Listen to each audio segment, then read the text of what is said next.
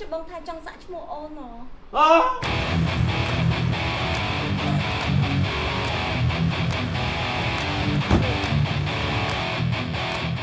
ជំរាបសួរបង ជំរាបសួរអូន បងចង់ធ្វើអី បងចង់សាក់ឈ្មោះអូន បាទបង អូខេដាក់ឈ្មោះ ចូលដាក់បងចេញបង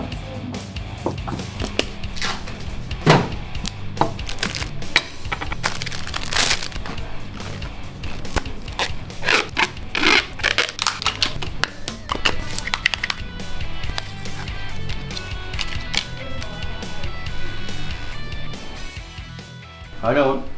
ហើយបងថា អូខេ អាចឆែកមើលកញ្ចក់បាន Hello អូនមិនយ៉ាង មិនដែរបងពេញចិត្តទេបង ឈ្មោះណាគេនេះ ឈ្មោះអូនจะបងថាចង់សាក់ឈ្មោះអូនហ៎